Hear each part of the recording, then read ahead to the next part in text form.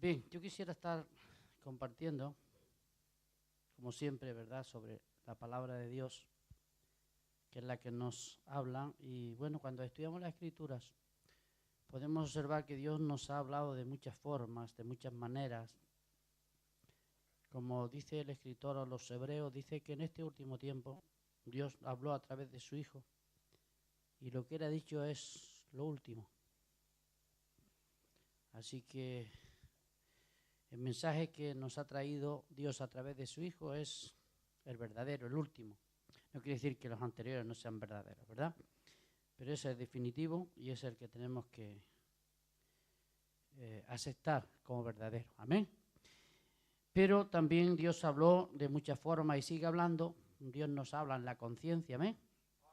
A los hombres Dios le habla en la conciencia. Por eso es que Dios va a juzgar a los hombres de muchas maneras, no solamente a través del Evangelio.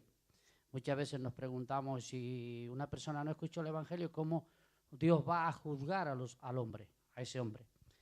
Usted sabe que Dios tiene muchas formas de hablar al hombre. A través de la creación también habla al hombre, ¿verdad? Las cosas visibles dan clara evidencia que detrás de ellas hay un creador. Lo que pasa es que el ateísmo, las personas quizás han llegado a una reverdía tan grande que ya no se dan cuenta.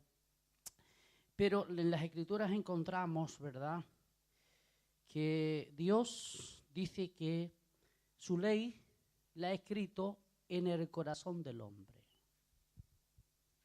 Así que antes que Dios diera la ley, que encontramos resumida en los 10 mandamientos, será el capítulo que vamos a estar leyendo en Éxodo capítulo 20, y ahí está la esencia, el conjunto de la ley de Dios. Después hay otras leyes, ¿verdad?, que Dios dio también. Pero esta ley estaba ya escrita en las tablas del corazón del hombre. Por tanto, cada hombre cuando nace ya con la ley de Dios escrita en su corazón.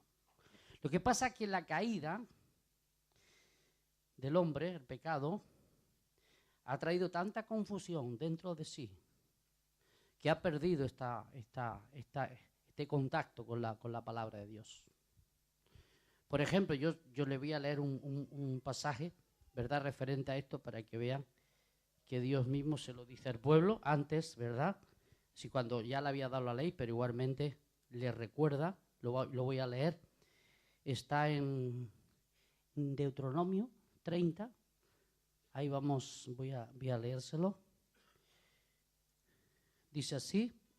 Después, recuerden que vamos a estar considerando el capítulo que ya mencioné anteriormente. Dice el capítulo 30 de Deuteronomio, versículo 11 hasta el 14, dice así: porque este mandamiento que yo te ordeno hoy no está demasiado lejos para ti, ni está lejos de ti. No está en el cielo para que digas, ¿quién subirá por nosotros al cielo? Nos lo traerá y nos lo hará oír para que lo cumplamos. Ni está al otro lado del mar para que digas, ¿quién pasará por nosotros al mar para que nos lo traiga y nos lo haga oír, a fin de que lo cumplamos? Pues muy cerca de ti está la palabra, en tu boca y en tu corazón, para que la cumplas. Amén. Por tanto, vemos que dice que la palabra de Dios está en el corazón del hombre. Por eso es que cuando Dios lleve a juicio al hombre y el hombre despierte, él mismo se va a dar cuenta que la misma ley de Dios estaba dentro de sí, pero no había hecho caso a ella. Por tanto, Dios le juzgará al hombre por no haber puesto atención. Dios nos ha dado una conciencia, ¿verdad?, a través de la cual también Dios va a juzgar. Cuando nuestra conciencia es sensible, pues inmediatamente nos damos cuenta que Dios está ahí.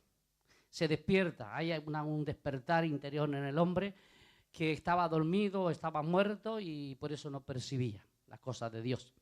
Ahí dice Pablo, ¿verdad?, que las cosas del Espíritu no se pueden canalizar por la vía de la carne, sino por la vía del Espíritu. De ahí que tú y yo podemos entender ahora lo que esto significa. Amén. ¿Por qué? Porque hemos sido despertados al Espíritu y por el Espíritu entendemos las cosas de Dios. Bien, entonces, ¿por qué es que Dios dio los 10 mandamientos y los dejó escritos? fue para revivir esa ley que estaba dentro del hombre y que ahora no tuviera excusa y que la tiene también escrita para que la vea, sí, para que la recuerde. Y ahora nos vamos a ir y vamos a estar considerando en el capítulo 20, ¿verdad?, de Éxodo. Ahí vamos a estar considerando los 10 mandamientos. Padre, yo te pido que tú bendigas esta palabra una vez más en nuestros corazones, te lo rogamos en el bendito nombre de Jesús. Bien, el pasaje del capítulo 20 de Éxodo lo podemos dividir en dos partes. Los primeros 4 mandamientos, que lo encontramos desde el verso 1 al verso 11, tienen que ver con la relación con Dios, lo que Dios pide. Después, los 6 siguientes mandamientos, que está del verso 12 al 16, creo, ¿verdad? Creo que sí, que llega hasta el 16 o 17. Bueno, ahí tiene que ver la relación con el prójimo. Primero tenemos que ver la relación que tenemos que tener con Dios. ¿Qué es lo que le dice Dios a Israel? Le dice así: habló Dios todas estas palabras, dice: yo soy Jehová tu Dios, que te saqué de la tierra de Egipto, de casa de servidumbre. Por tanto, lo primero que le dice Dios a Israel, y te lo dice a ti también y a mí. Amén. Usted sabe que Egipto representa al mundo en la Biblia, aunque es una nación en particular donde el pueblo de Israel estuvo en esclavitud durante más de 400 años. Y Dios le recuerda y le dice a Israel: no olvides que el único Dios que te ha podido sacar de la esclavitud soy yo. Esto es fundamental. Por tanto, usted, si es un verdadero creyente, tiene que entender que el único que le ha sacado de la esclavitud del pecado es el Dios de los cielos. Ningún otro. Esto es fundamental, hermano, porque esto va a hacer una diferencia entre el Dios verdadero y los falsos dioses. Tristemente, los falsos dioses están en todos los hombres. Tenemos que irnos desprendiendo de ellos. Cualquier cosa que se interponga en nuestra vida puede ser un ídolo entre Dios y nosotros. Cualquier cosa que interpongamos se constituye un ídolo. Y podemos llegar a ser idólatras de esa cosa. Por eso es que Dios le recuerda: no te olvides que solamente puedes tener un Dios, y ese Dios es el que te ha liberado. ¿Quién es el que la ha liberado a usted? Jesucristo. Amén. Por tanto, usted no se otorgue ningún otro medio de liberación. Usted no ha cambiado de religión. Si usted ha cambiado de religión, mal hecho. Usted no ha cambiado, si es un verdadero cristiano, de religión. Usted ha sido librado por Jesucristo. Si usted no ha sido librado por Jesucristo, usted no es de Jesucristo. Por creación sí, pero usted no es parte del pueblo de Dios. Esto es muy importante que lo tengamos presente, porque esto nos distingue de ser un pueblo especial, separado por Dios para ser un pueblo diferente a los demás pueblos. Y esto es lo primero que tenía que entender Israel. Y eso es lo primero que el cristiano tiene que entender. Que hemos sido liberados de la esclavitud del pecado para servir al único Dios, aquel que nos ha salvado. Y es ahí donde tú y yo tenemos que tener en cuenta a quién estamos sirviendo. ¿Qué es lo que se mueve en nuestro corazón? ¿Qué es lo que nos atrae? Ahí tenemos que juzgarnos nosotros mismos. ¿Para qué? Para que evitemos la idolatría. Porque la idolatría es un gran adversario de Dios y por tanto Dios no la va a aceptar. No tendrás dioses ajenos delante de mí. No te harás imágenes ninguna semejante de lo que está arriba en los cielos, ni abajo en la tierra, ni debajo de las aguas del mar.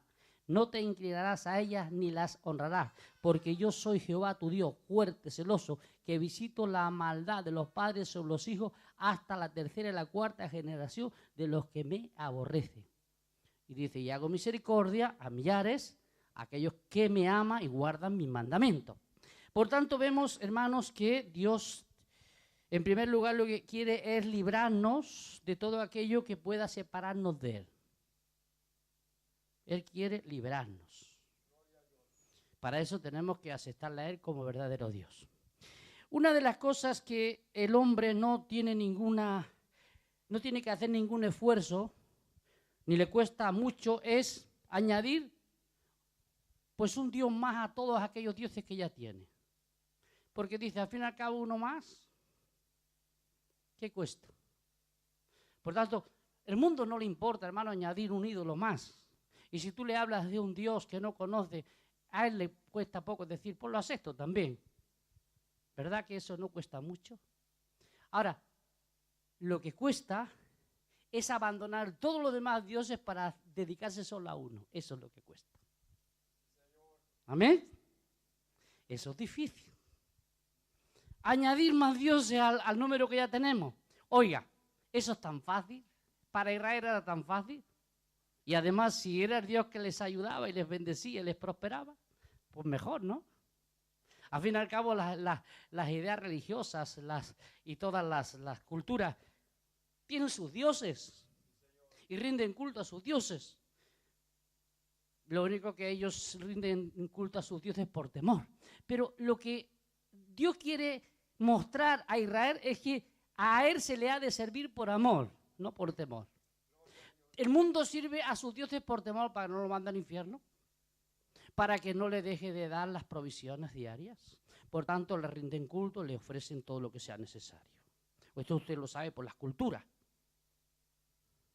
Todo lo hacen por miedo. Vamos a tener contento a este Dios para que no se enfade y no deje de mandar la lluvia, dice. Cuando el único que manda la lluvia es el Dios de los cielos, amén. Pero ellos dicen que sus dioses es el que los bendice. Por tanto, viven siempre bajo el temor para que no les castigue. Hermano, ese concepto no lo podemos tener del Dios verdadero. Israel tenía que entender que el Dios que ahora los había libertado para que fueran libres, no para que vivieran bajo temores. Y para que le sirvieran por gratitud, no por temor. ¿Usted está sirviendo a Dios porque le tiene miedo? Esto usted está haciendo muy mal. Porque entonces usted es un religioso. Es el único que ha cambiado un poco de idea, pero no de corazón. ¿Amén? Yo no sé si me entiende, hermano. Espero que usted me entienda, porque yo quiero que usted disfrute lo que yo disfruto. De la libertad que Cristo nos da. Cuando entendemos que a Dios no hay que vivir bajo el temor, sino le servimos porque le amamos, porque nos ha amado primero. Le rendimos culto porque Él se lo merece mejor que todos los demás. Si antes rendíamos culto a tantas cosas. El Señor sabe lo que hay en nuestro corazón. Mire, el hombre puede hacer del dinero su Dios, de su trabajo su Dios, de sus placeres su Dios. El hombre puede hacer de una casa su Dios. Eso lo sabe Dios. Y eso es lo que Dios quiere que tú y yo abandonemos para servirle solamente a Él. Porque si no estamos todavía compartiendo o rindiendo culto a la idolatría. Hermano, es malo tener todas estas cosas. Es que es parte de la vida. Tú necesitas dinero para vivir. Tú necesitas una casa también. Tú necesitas disfrutar de aquello que es lícito.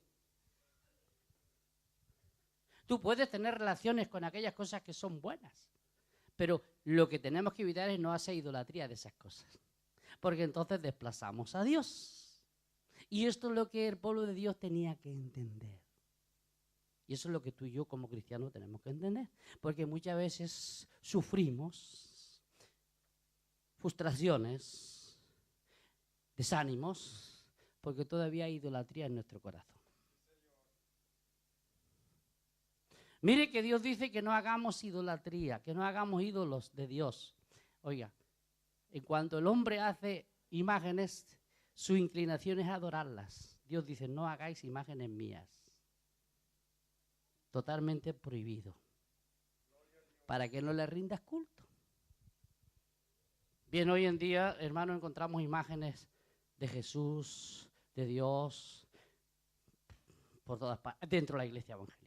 La encontramos en los libros, se está introduciendo en las escuelas dominicales. Hermano, eso es una blasfemia contra Dios. Dios prohíbe hacer imágenes de Él, ya como mandamiento. Dice que la ignorancia, la torpeza, dice en Romanos el apóstol Pablo, dice que en el capítulo 1, ahí dice que el hombre se volvió torpe e ignorante porque cambió la gloria del Dios incorruptible en imágenes de hombres, de animales y de cuadrúpedos y de reptiles. Y por eso cayó en una torpeza y le vino un juicio terrible. Por tanto, no se puede hacer imágenes de Dios. Dios es espíritu y usted no sabe cómo es Dios. Y Dios no tiene imagen, aunque Jesús se ha manifestado como hombre para salvarnos. Amén.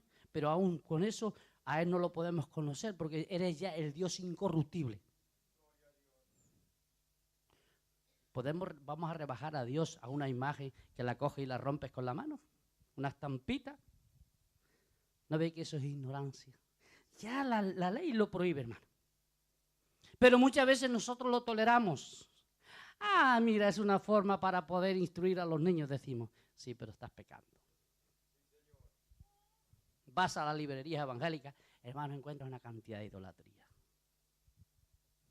Criticamos a los católicos que tienen sus imágenes en las iglesias, cuando nosotros tenemos las librerías llenas de imágenes. Y el pueblo lo tolera y va y lo compra. Pero no ves que Dios lo prohíbe en su palabra. No ves que eso está trayendo miseria y desastre dentro de tu propio hogar. Por tanto, nosotros estas cosas no las podemos aceptar, hermano. Tenemos que rechazarlas. Desde el punto de lo que Dios enseña, tenemos que tener un rechazo totalmente en nuestro corazón. Amén. No las podemos aceptar porque van en contra de la palabra de Dios. Todo lo que va en contra de la palabra de Dios no lo podemos aceptar. Hay que apartarlo de nuestra vida. Bueno, no voy a entrar en el asunto porque nos encontramos con libros de texto de estudios en eso. Eso es otro asunto, no es el tema. Estoy hablando desde el punto bíblico. Amén. Para que no entremos en confusión, sino estamos hablando de lo que tú y yo tenemos que tener en el corazón. No aceptar aquello que no debemos de aceptarlo sabiendo que es malo. Amén. Por tanto, lo primero es eso, que de Dios no se puede hacer imágenes ni se puede tener otro Dios, sino al verdadero Dios, el cual debe de gobernar nuestra vida. Este es el primero. Por tanto, lo primero es la relación con Dios. ¿Por qué? Porque dice que si no hacemos lo que Él manda, pues acarrea unas consecuencias. El que obedece, bendición. El que desobedece, maldición. Por tanto, debemos de evitarla. En segundo lugar, no tomarás el nombre de Jehová tu Dios en vano. ¿Qué es tomar las cosas de Dios en vano? Hermano, ¿cuántas veces utilizamos el nombre de Dios sin sentido? No pensamos para mencionar el nombre de Dios. Hermano, no podemos interponer el nombre de Dios para cualquier cosa. Ya he tenido una discusión con varios hermanos, ¿verdad? Que estamos intentando corregir algunas expresiones. Cuando decimos, algunos dicen, escucha que se murió fulanico, gloria a Dios. Porque se murió fulanico, damos la gloria a Dios. No tiene sentido, hermano.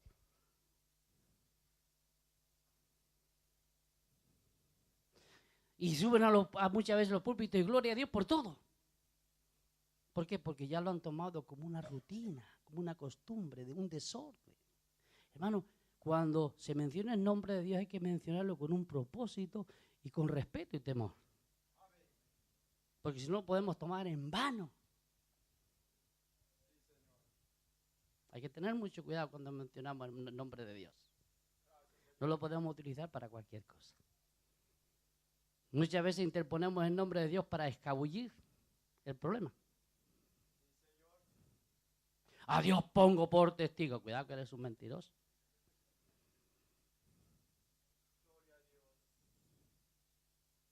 ¿Verdad? Hay que tener cuidado. No se puede tomar el nombre de Dios en vano. Acarrea unas consecuencias. Después tenemos problemas, tenemos crisis, tenemos situaciones difíciles en nuestra vida y preguntamos, ¿por qué vinieron? Porque está tomando el nombre de Dios en vano, hermano. Hay que tener cuidado, hay que tener respeto al nombre de Dios. Si tenemos respeto a veces al pariente, porque es nuestro pariente, le respetamos tanto, ¿verdad? Pero en cambio cuando se trata de Dios no le respetamos.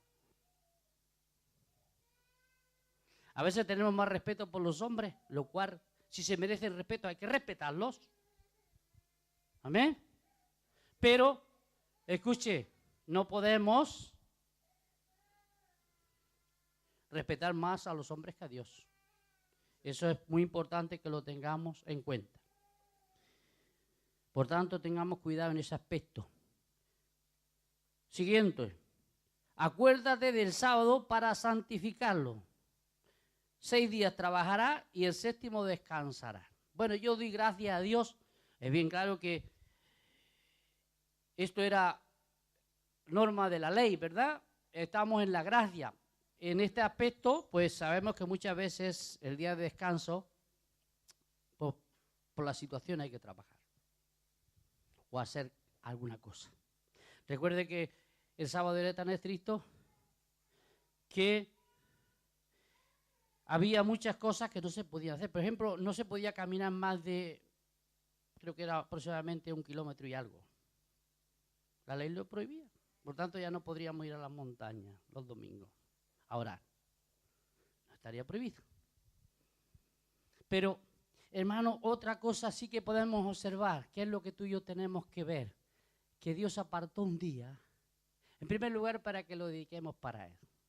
Y en segundo lugar, para que tu cuerpo descanse. En eso tenemos que estar agradecidos a Dios. Amén. Dios pensó en su alma y en su cuerpo. Porque si usted busca a Dios, bendice su alma. Y si se toma un día de descanso a la semana, también se descansa su cuerpo. ¿Qué Dios hace esto, hermano? Los demás dioses te dicen, hará esto, hará aquello, cumple con esto, cumple con lo otro. No te dicen nunca que descanse. ¿Usted ha visto las religiones? ¿Qué hacen las religiones por cristianas que se hagan llamar? Hará esto, hará aquello, hará otro para que sean mejor persona, mejor cristiano. Siempre te está diciendo que tienes que estar haciendo. ¿Pero qué dice el Evangelio? Que descanses en la gracia de Dios. Para que seas feliz y para que vivas en paz. Amén. Por tanto, hermanos, el día de reposo, que podíamos tomarlo como el domingo que tenemos el día de hoy, que es un día en el cual por la mayoría del pueblo puede estar aquí. Y juntos podemos alabar a Dios. Si lo hacemos con alegría y bien hecho delante de Dios, pues usted se va a ir mejor que vino. Amén, pues se va a ir bendecido. Si esto para usted no es una carga, si esto para usted no es un deber, una obligación, si usted lo hace en esa actitud, oiga, usted se está echando una carga pesada. Uno viene a la iglesia porque ama a Cristo, ¿amén?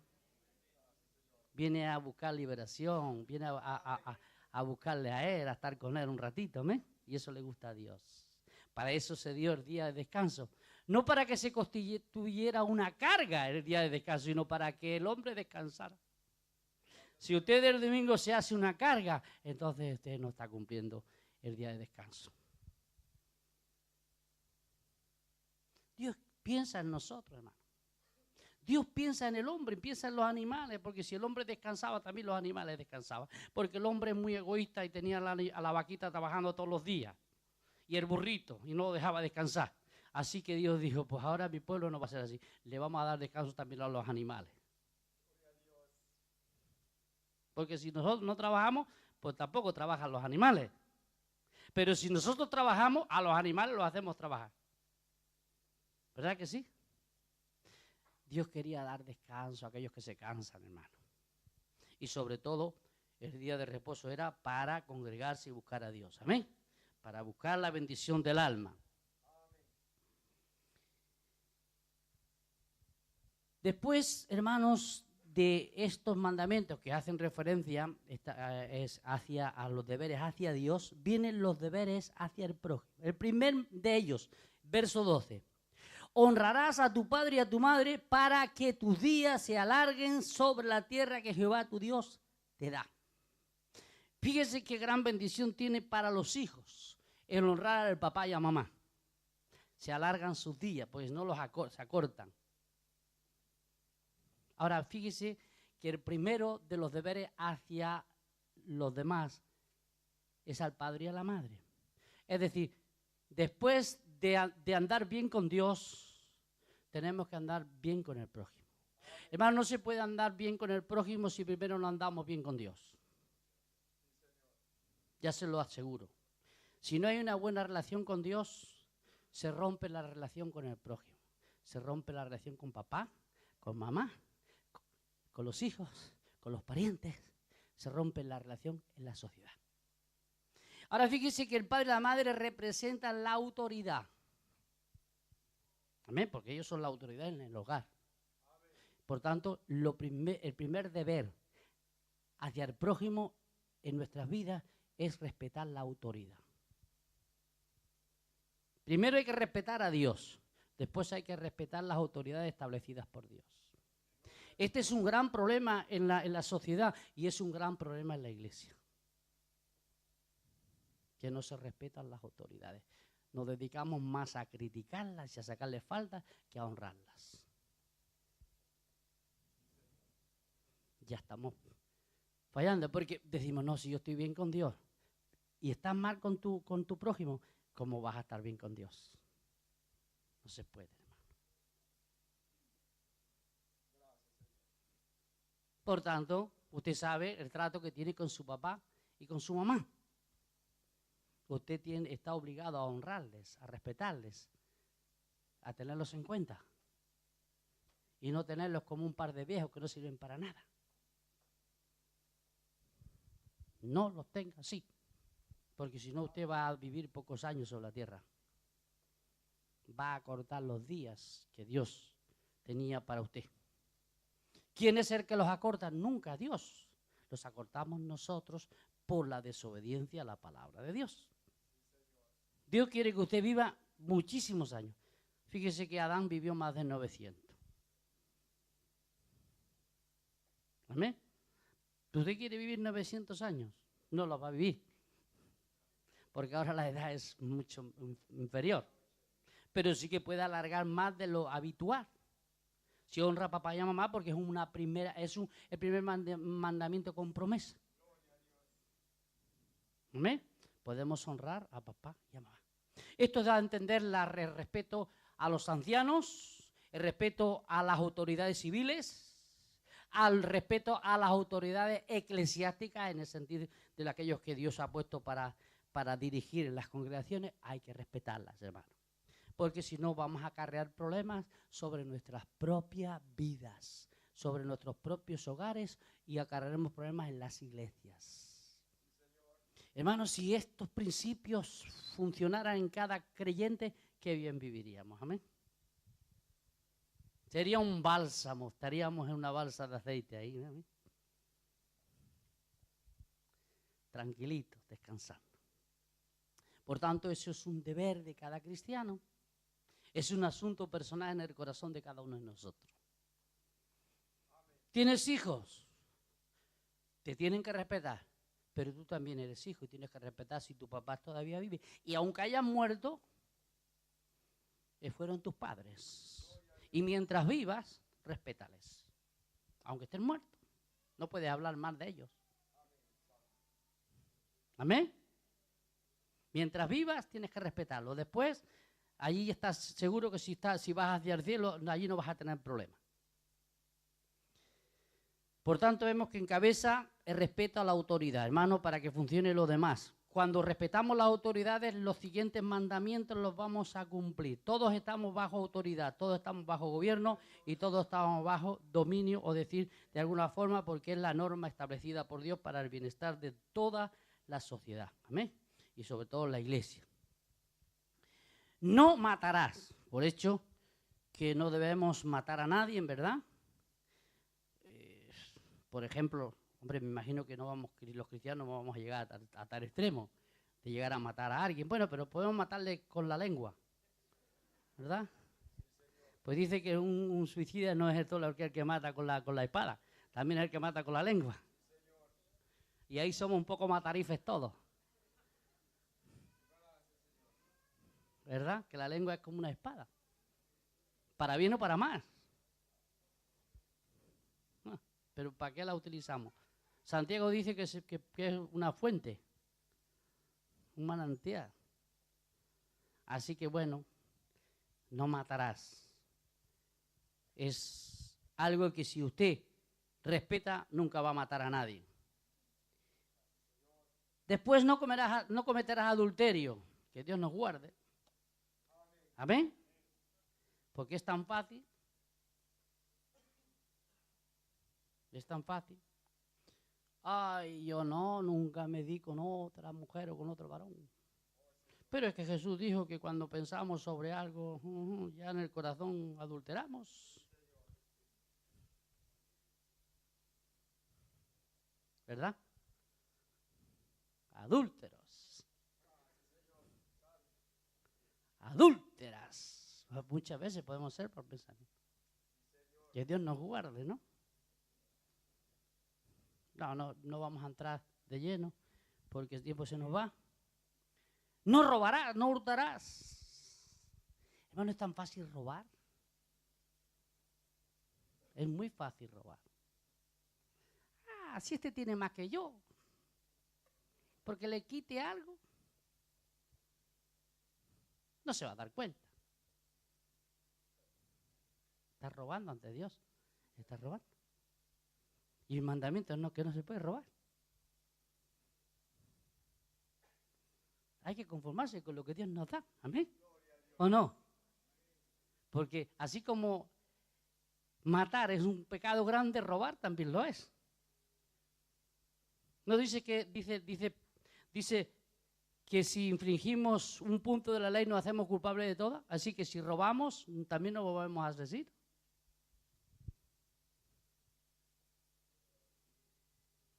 Hermano, no toque lo que no es suyo. Confórmese con lo que Dios le da, porque Dios le va a bendecir mucho más que si robamos. No podemos sustraer. No puede usted coger de la nevera, si vive con alguien, sin permiso de él, nada que no le pertenece. Hay gente, ¿verdad? A veces, me venían a veces a los hermanos, lo he contado una vez. Al principio decía, hermano, a ver si le llamo la atención al hermanito tal, que me cogió la botella de leche y cuando llegué ya se la había bebido.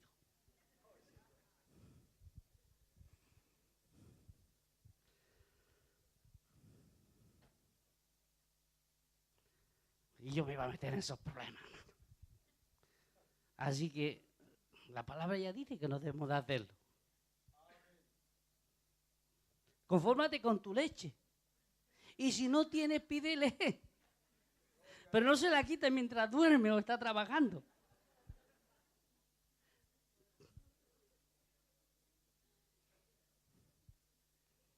¿Cuántos cogieron la leche del hermano? No va a levantar la mano nadie, ¿verdad? Bueno, si lo ha hecho, si se arrepiente, Dios le perdona. Pero no siga haciéndolo.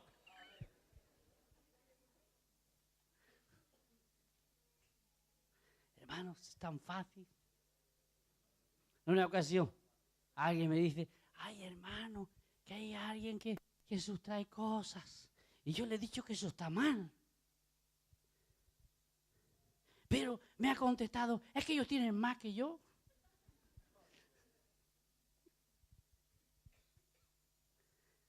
Y como tienen tanto, no se darán cuenta, dice. Pero es que el que está arriba no te ve. Amén, nos ve. Ay, hermano, cuando yo me dedicaba también a la labor manual del trabajo y tenía unos trabajos tan fáciles de aprovecharme. Ay, claro, cuando no era creyente, aunque mi conciencia me remordía ahí, yo me acuerdo una vez que salió un terminal del tubo de escape del coche. Era un adorno. Y yo llevaba cientos y miles. Eran tan doraditos, tan bonitos. Y yo dije, pero aunque sea solo llevarme uno, no se van a dar cuenta. Y me lo llevé. No era creyente, ¿eh?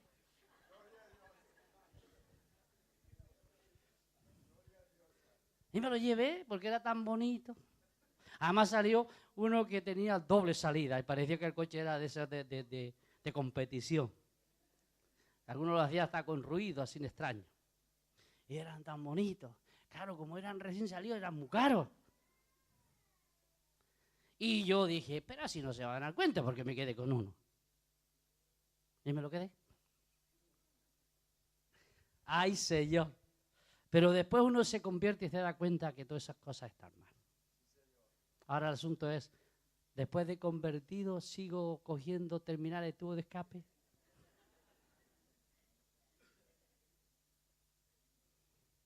No podemos. No porque, primero porque nos lo prohíbe la palabra, segundo porque Dios nos ve y tercero porque estamos pecando contra nuestro prójimo. Y eso es algo que Dios no tolera. Siguiente. No dirás contra tu prójimo falso testimonio. Por tanto, esto podríamos decir, no mentirás. ¿Amén? Porque cuando uno dice falso testimonio, ¿qué está haciendo? Mintiendo. Eres un mentiroso. Dice que ningún mentiroso entrará al reino de los cielos. ¿Amén? Decir algo falso es mentir. No podemos sacar nada a la luz sin sentido.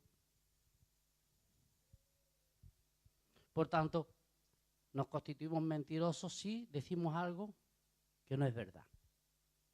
Y estamos ofendiendo al prójimo. Tenemos que tener cuidado y no sacar nada que no sea cierto, ni decir nada que no sea cierto y que esté demostrado que lo que esa persona está haciendo y nosotros estamos afirmando que se demuestra que es verdad. Si no, no se debe de hacer.